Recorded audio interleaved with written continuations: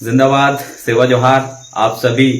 गोंडवाना भूखंड में रहने वाले यहाँ के मूल वासियों को दिवाली पर्व की गड़ा गड़ा बधाई, बहुत सारी शुभकामनाएं। आज प्राकृतिक त्योहार है। फसलों के इस चक्रण के साथ साथ प्रकृतिवादियों का जो त्योहार दिन ब दिन नए नए तरीके से हम लोग मनाते आ रहे हैं, लेकिन कहीं ना कहीं हमारी प्राचीन प्रकृतिवादी परंपरा हमें प्राकृतिक रक्षण का संदेश देती है। तो फेसबुक से जुड़े आप सभी साथियों से यही रिक्वेस्ट है कि आज के त्योहार को बड़े धूमधाम से आप मनाएं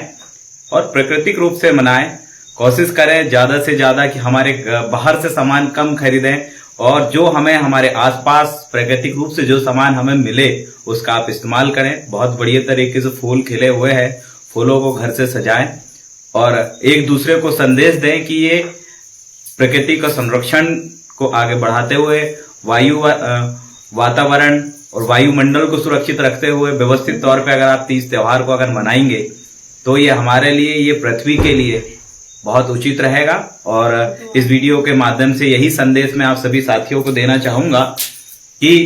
जहां तक हो सके कोशिश करें कि ट्राइबलों की जो कल्चर के अकॉर्डिंग जो तीज पंडुम होते हैं, पाबुन होते हैं, उनका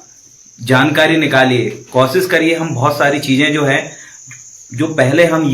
मनाते थे या फिर प्राचीन तरीका, उदाहरण के तौर पे हम अभी आजकल देखते हैं कि बड़े बड़े घर जिनके करोड़ों के घर है, बंगले हैं, वहां पर हम देखते हैं कि मिट्टी के बर्तन यूज होने लगे हैं।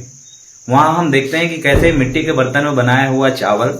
मिट्टी के हंडिया में बनाई हुई दाल और सब्जियां और मिट्टी के ही बर्तन और पानी पीने के लिए जो इस्तेमाल करते हैं घड़ा, और इसी के साथ साथ लोहे का चम्मच की जगह हम लकड़ी का चम्मच जो यूज करते हैं और उसका बड़े स्वादिष्ट तरीके से और लोगों को बता कर सबको खाना खिलाते हैं। कहीं ना कहीं धीरे धीरे आधुनिकता में देश ढलता तो जा रहा है, लेकिन कहीं ना कहीं हम पुरानी जो चीजें हैं उनको एक नए तरीके से प्रस्तुत कर रहे हैं। तो क्यों ना जो हमारे प्राकृतिक त्योहार रहते हैं और खासकर फसल से जुड़े और मौसम से जुड़े जो त्योहार रहते हैं उन्हें व्यवस्थित तौर पे पुराने अंदाज में अगर हम उन्हें मनाएं तो बहुत बढ़िया तरीके से रहेगा और मजा भी आएगा। तो आप सभी लोगों से एक ही चीज कहूंगा कि जैसे दिवाली का ये प्रोग्राम या फिर जो पंडुम पाबुन तीज त्योहार आपने मनाया और इसी के साथ साथ छत्तीसगढ़ के साथियों का हमने तरीका देखा त्योहार मनाने का, किस प्रकार से उन्होंने नवा खाने का सबका अलग अलग वो था, धान का नवा खाए उसका अलग तरीका था। तो पूरे देश में अलग अलग तरीके से हम तीज मनाते हैं, लेकिन जो प्राकृतिक तरीके से जो तीज मनाते हैं और जो फोटोज हम सोशल मीडिया में हमने देखा कितने बेहतरीन तरीके से सजावट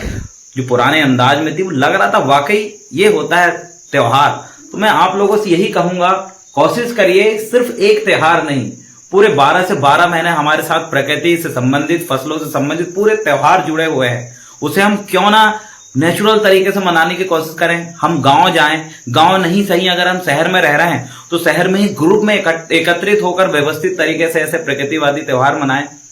बहुत सारे वीडियोस मैंने भी डाला हूं पिछले साल,